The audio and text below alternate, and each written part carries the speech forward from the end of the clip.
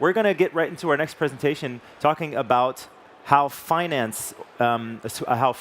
financing solutions play an important role in new business models, especially for innovative technologies, because everything we're talking about here has to do with digitalization, of course, and this also strikes in the field of financing. And I'm pretty sure some of you hear the word financing, bankers, banks, and think, oh my gosh, please, no, not another one of these guys. But he's a really charming gentleman, and I'm going to bring him on stage now so you'll see what I mean. Please welcome Peter Welp. Good morning. So, Peter, what about? Are you a banker? No. Not really. Not really. Not really. It's a little bit crazy. I need more guys to hear. Because today we want to talk about money, to earn money. It's your business. And I think I wonder a little bit. This is probably something everybody's interested in, of course. And if you're walking through the aisles right now, just come a bit closer, take a seat. The front seats, the VIP seats are still free. And Peter, like I said before, is going to give you some interesting insights on smart financing. Go for it. Thank you very much, Chris. Wonderful. And thank you for your introduction. Yeah, good morning to everybody. I hope you feel fine. And I think the next 10-15 minutes I will give you a little bit detailed perspective on finance. For my person, I worked 20 years for our engineers and 10 years for the banking side, and my job is to bring both together. And I think let us have a look a little bit of Industry 4.0, and let us do in a little different way. First, mechanic, it's normal, it's usual. The next point, electrification. It might be a very, very important thing, because on the other side of our booth, you see it, electrification more and more is part of the digitalization, and when you look on the power lanes, it's really necessary that you balance in a very good performance, and therefore you need, for smart grids and everybody and everything, you need digitalization. The next thing is the automation in a perfect way. You see here the answer of Siemens, digital enterprise, and as our slogan, implement right now. But what I really want to point out is digitalization. And digitalization does not mean, that does not only mean connectivity. I think the real thing is that we can generate and get data. And the answer of Siemens is MindSphere. With MindSphere, you are able to connect the floor, the field level, the shop floor, over the cloud with your application, and last but not least, with your ERP system. Now, in the next seconds, let's talk a little bit about business models. I have 3 examples for you that you get a motivation or think about what will happen in the future. I picked Xerox as an example. It's for me a wonderful example because they had really a problem. With the first kopierer, with the first copy machine, they had a new product, and this product was up to 8 times much expensive as the printing machines before. And he had an idea. He asked his customer and said, okay, how many copies do you make per month? 200? Okay. What are you paying? $200 per month? That's okay. Then my offer to you, my approach to you, I give you the new copy machine for $200 the month. You have 200 copies for free, and every copy after that will cost you 20 cents. And the company was increasing more than 40 years. It's a wonderful example how business models with financing can work. Because that was the first time of leasing. Next example is Google. Now you ask me, why is or for what is Google a good example? It's really It's one of the companies with the highest value of the world. And the idea is very, very tricky.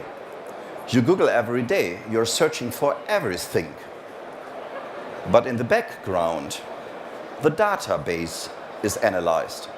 And the data are used for merchandising, and the data are used for analytics. And that is a perfect example, and I think it's the first example how an ecosystem works. Because that is very important when we look on our future in business models. We have to accept that we have to build ecosystems. That means not one business fits all. The next thing I want to show you is Netflix. Netflix is for me the first good example for subscriber models.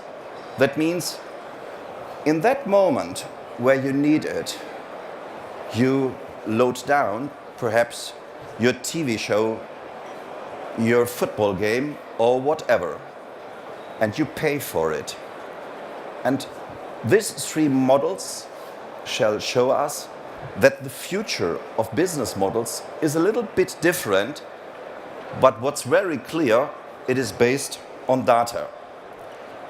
What are we doing in Siemens Financial Services? In Siemens Financial Services, we are extremely focused on Siemens itself, on Siemens markets, and on Siemens customer.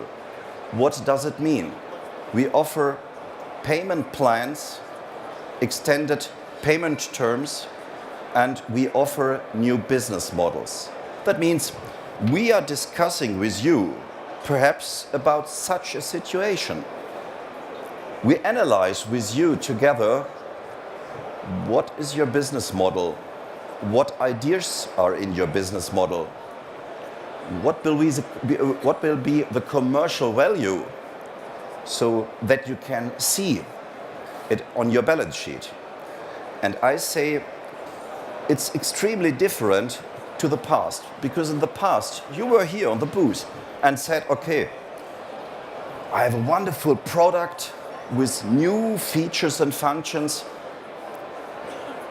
I establish it in my company and everything's perfect. But you've heard of my experience. I say to you, in the future you will only invest if you will see the effect on the balance sheet. That means you look from the back in your company and ask, is that really a good investment for my future in the company? And we are partner because we are part of Siemens. Siemens Financial Services, we are directly discussing with our customers, with our OEMs, and with Siemens about new ideas. And now let me introduce a really new product. We launched it here actually this week on the Hanover Fair. The idea was a solution with MindSphere, because there's a wonderful thing for the insurance branch and for the finance branch. In, I think, last 100 years, we have to have trust in that what the customer said to us. And that might be a problem if between the customer and us perhaps is an OEM. So, and with MindSphere, it is the first time, really the first time, that you can have a real-time collaboration between the shop floor and the ERP system. You're able to connect things and you can discuss with the OEM or discuss with the customer and design new financing models that specially fits on that what he needs. And because we are not a specialist in IT and in hosting IT, we looked for a very, very strong partner. We found it in Atos, company who is hosting our own IT. And we said, okay, we want to build up a kind of architecture where it is very, very easy to connect a machine or to connect an OEM or to connect a customer or to connect financing. And we did it based on MindSphere. And if it works, you see, if you perhaps want to optimize your costs, that means you want to pay as you produce. You have volatility in it, and you say in 1 month your manufacturing is, or your output is very high, in the other months it's a little bit lower, then it's possible that you pay your fee for the leasing or financing contract as you earn money yourself. Or on the asset side, when you calculate today a leasing or a financing contract, you say perhaps open residual value is 30%. We do not know if it is really so. You also not. But with combining this system with MindSphere, we know both really exactly how the open residual value is, and we can calculate much better, and your value, the price is better. Or look on the insurance side. In the past, you have to have trust in the statistic. Perhaps a griddle machine was burning, the price for the insurance is very high. It is post-mortem statistic.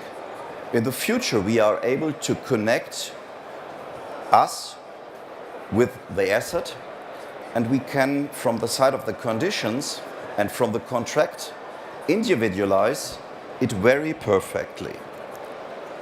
Then another thing is that the information we generate together with you on the customer side, because think of it, the data is every time in your ownership. You discuss with us which kind of data will go to whom. And in this way, it is possible perhaps to give the information of your machinery to the developers of the OEM, so that the OEM can see a little and understand a little bit more the real problems in your plant or in your manufacturing, and so is able to optimize in a perfect way his product. And last but not least, it is possible that all this information will come to your ERP system, so that you can optimize your processes and your productivity. Perhaps you see one guy is working with 2 machines, there's a mismatch between both, and you now can see, okay, when you combine it with a little robot or a cobot, it is possible that this guy is able to optimize the process between both machines. And we started it, you can see this product first time here on the Hanover Fair on our booth, upstairs on the left side, Smart Performance Finance. And what is the future of this? And there you see also the mind shift of us and how we understand our job. We want to discuss with you all, with OEMs, with dealers, with customers, what is really necessary for your productivity, what will spend value to your process, and last but not least, what are the things and the effects you can see on your balance sheet. So I invite you, come to me, come to my colleagues, and let us discuss, because we want that we develop this idea in the next years, not as we think it might make sense. We want to do it with our customers and with our partners. When you are a little bit more interested how CFOs worldwide see this and analyze this, we have developed or launched this week a new study, CFO 4.0. It is in print here on our booth. You can take it with you, and you can load it down as PDF when you want. Last but not least, you see, our job is to combine both worlds, financing and technical experience, so that your business is better and you have a good sparring partner to discuss about your business models and business ideas. Thank you very much. Thank you also, Peter Welp. So, you're one of the good guys. So thank you very much for this presentation.